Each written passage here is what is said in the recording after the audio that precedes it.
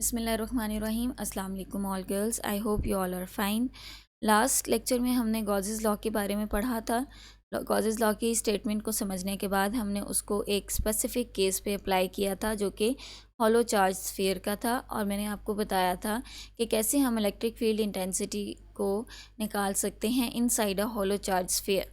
And then your homework was कि आप outside the hollow charge sphere electric field intensity को calculate करें, और आई होप कि आप लोगों ने उस होमवर्क को किया होगा। आज हम गॉसेस लॉ की अगली एप्लीकेशन की तरफ चलते हैं, और इस एप्लीकेशन को समझने के लिए हमें एक कॉन्सेप्ट की ज़रूरत है जो कि चार्ज डिस्ट्रीब्यूशन का कॉन्सेप्ट है, और इस कॉन्सेप्ट को यूज़ करते हुए हम गॉसेस लॉ को अप्लाई करेंगे आज की नेक्स्ट एप्लीकेशन की तरफ। तो सबसे पहले हम चार्ज डिस्ट्रीब्यूशन को समझ लेते हैं। चार्ज डिस्ट्रीब्यूशन क्या है, चार्ज डेंसिटी क्या है। बेसिकली जितना अमाउंट ऑफ चार्ज है वो किसी एक मेजरमेंट ऑफ स्पेस में अक्यूमुलेटेड है तो उसको हम चार्ज की डेंसिटी कहेंगे। वो amount of space, measurement of space along line भी हो सकती है, अलोंग एरिया भी दिया जा सकता है, और हम इन अ वॉल्यूम भी देख सकते हैं। तो जब हम ये देख रहे हैं कि चार्ज जो है वो किसी लाइन के क्रॉस वन डायमेंशनली डिस्पर्स है, तो ऐसी डिस्ट्रीब्यूशन के लिए जिस फैक्टर को, जिस कांस्टेंट को हम यूज़ करते हैं वो लीनियर चार्ज डेंसिटी कहलाता है, और लीनियर चार्ज डेंसिटी को लैम्डा से डिनोट करते हैं। लीनियर चार्ज डेंसिटी का सिस्टम इंटरनेशनल यूनिट कूलम पर मीटर होता है। मैथमेटिकली लीनियर चार्ज डेंसिटी को डिफ़ाइन किया जाता है lambda is equals to Q over L, और इसी को जब आप अरेंज करते हैं तो आप यहाँ से चार्ज भी निकाल सकते हैं in terms of charge density. So Q is equals to lambda times L जो है वो डेफिनेशन है for charge in terms of linear charge density. फिर इसी तरह ये आपके पास पॉसिबिलिटी है कि चार्ज जो हो वो किसी सरफेस के ऊपर डिस्पर्स हो, तो उस केस में आप बजाय चार्ज की बात करने के आप एरिया और डेंसिटी को का प्रोडक्ट लिख देते हैं, और चार्ज की ही मैग्नीट्यूड के इक्वल आप का मैथमेटिकल एक्सप्रेशन जो है वो बन जाता है। तो जो आपके पास सरफेस चार्ज डेंसिटी है इसको सिग्मा से डिनोट करते हैं, और इसका यूनिट कूलम पर मीटर स्क्वायर होता है, और सिग्मा जो है वो क्यू ओवर ए के इक्वल है। फॉर एग्जांपल आपके पास ये एक सरफेस है जिसके ऊपर चार्ज डिस्पर्स है, और आप इसको बहुत सारे यूनिट एरियाज़ में डिवाइड कर दें तो एक यूनिट एरिया के अंदर कितना चार्ज होगा, चार्ज पर यूनिट एरिया, वो सरफेस चार्ज डेंसिटी कहलाएगी। इसी तरह अगर आपका चार्ज वॉल्यूम में डिस्पर्स है, किसी 3 डायमेंशनल में डिस्पर्स है, तो आप उसकी डेंसिटी फाइंड कर सकते हैं अगर आप उस वॉल्यूम को बहुत सारे यूनिट वॉल्यूम्स में डिवाइड कर दें और एक वॉल्यूम के अंदर देख लें कितना चार्ज मौजूद है, तो वो डिफ़ाइन कर देगा उसकी डेंसिटी को जो कि थ्रू आउट द वॉल्यूम मौजूद है अगर चार्ज की डिस्ट्रीब्यूशन यूनिफॉर्म है। तो इस कॉन्सेप्ट को लेते हुए हम आगे चलते हैं और गॉसेस लॉ को अप्लाई करते हैं सेकंड केस के लिए, जो कि electric field intensity due to an infinite sheet of charge है।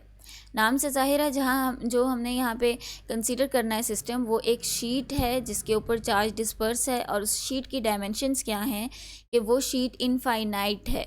इनफाइनाइट मींस कि आप अगर इस फिगर को देखें तो आपको नज़र आ रहा है कि यहाँ पे एरोज़ के साथ कुछ साइन ड्रॉ किए गए हैं। ये साइन इन्फिनिटी का साइन है। दिस मीन्स कि आप इसको towards right, towards left, upward, downward, किसी भी डायमेंशन में आप इसको इंक्रीज़ कर सकते हैं, बढ़ा सकते हैं। कंसीडर करें कि ये शीट जो है वो इन डायमेंशंस में इनफाइनाइटली जो है वो आगे जाती जा रही है और कहीं इसका एंडिंग पॉइंट नहीं है।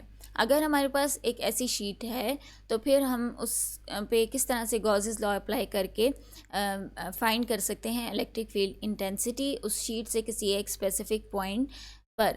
तो इसके लिए हमें जिस डिस्ट्रीब्यूशन को कंसीडर करना है वो सरफेस चार्ज डेंसिटी है, और इसी के कॉन्सेप्ट को हम इस्तेमाल करेंगे अपने गॉसियन सरफेस के लिए। तो सबसे पहले हम ये कंसीडर करते हैं कि इससे इलेक्ट्रिक फील्ड लाइंस कैसी होंगी। जैसे कि हम देख चुके हैं कि जो पॉजिटिव चार्ज है उसकी इलेक्ट्रिक फील्ड लाइंस आउटवर्ड होंगी, परपेंडिकुलरली आउटवर्ड हो सकती हैं, रेडियली आउटवर्ड हो सकती हैं। तो अब यहाँ हमारे पास पॉइंट चार्ज नहीं है बल्कि एक शीट ऑफ चार्ज है, तो रेडियल आउटवर्ड डायरेक्शन नहीं होगी बल्कि दोनों साइड पे परपेंडिकुलरली आपके पास आउटवर्ड डायरेक्शन में इलेक्ट्रिक फील्ड बनेगा, जो कि जैसे कि आपके पास सामने इलेक्ट्रिक फील्ड लाइंस दिखा दी गई हैं।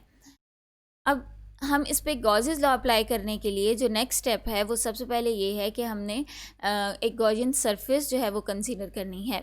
अब गॉसेस लॉ पढ़ते हुए हमने गॉसियन सरफेस का जिक्र किया था और मैंने आपको बताया था कि गॉसियन सरफेस बेसिकली कोई भी शेप की 3 डायमेंशनल सरफेस हो सकती है जो कि चार्ज को अपने अंदर इनक्लोज करेगी।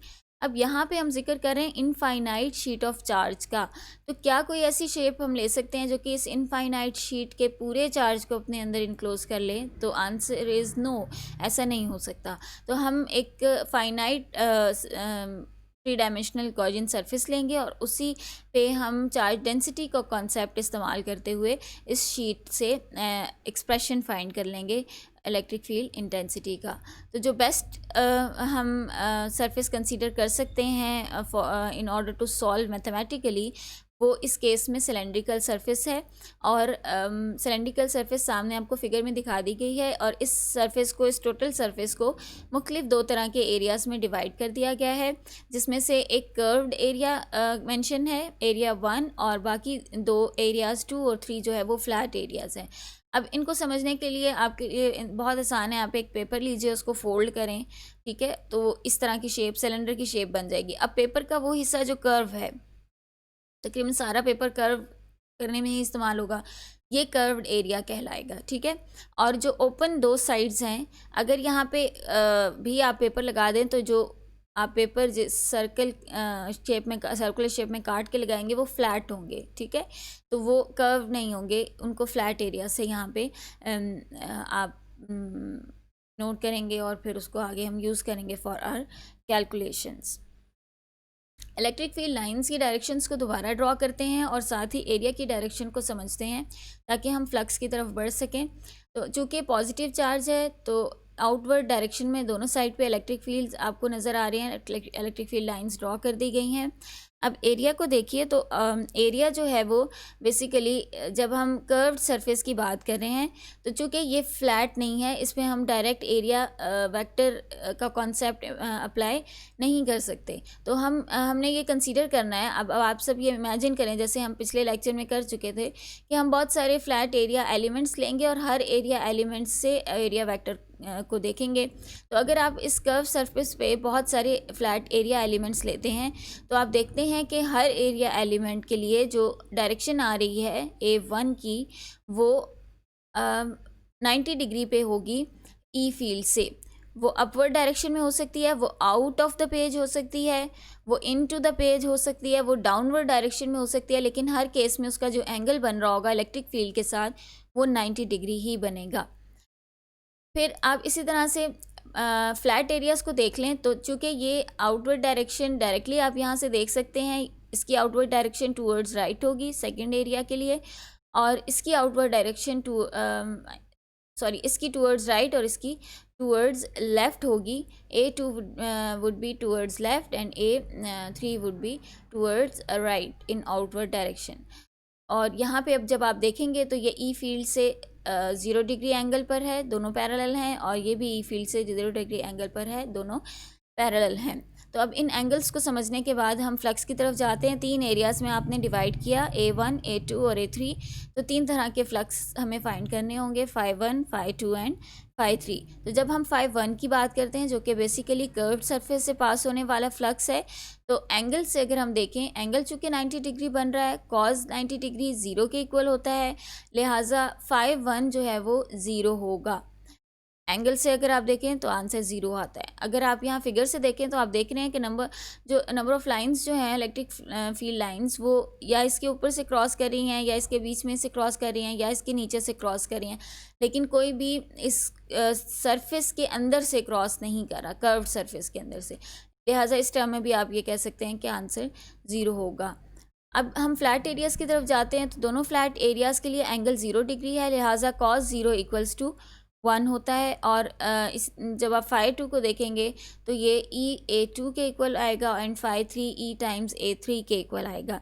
लेकिन चूंकि ये एक ही सिलेंडर के दो ऑपोजिट फेसेस हैं, लिहाजा दोनों एरियाज इक्वल होंगे और आप सिंपली इसको लिख सकते हैं E times A। Phi 1 phi 2 दोनों इक्वल हैं और ये इक्वल है E टाइम्स A के। A वो एरिया है जो कि ये सर्कल आपको नज़र आ रहा है, इस साइड पर भी होगा और दूसरी साइड पर भी होगा। टोटल फ्लक्स की तरफ चलते हैं। तीनों फ्लक्सेस फाइंड करने के बाद टोटल फ्लक्स जो है वो इन तीनों का सम है, फाई 1 फाई 2 एंड फाई 3 का सम है। और हम इसमें देख रहे थे कि फाई 1 ज़ीरो हो गया है जो कि कर्व सरफेस का फ्लक्स था, और फाई 2 और फाई 3 बराबर आए हैं और इनका एक्सप्रेशन है E टाइम्स A।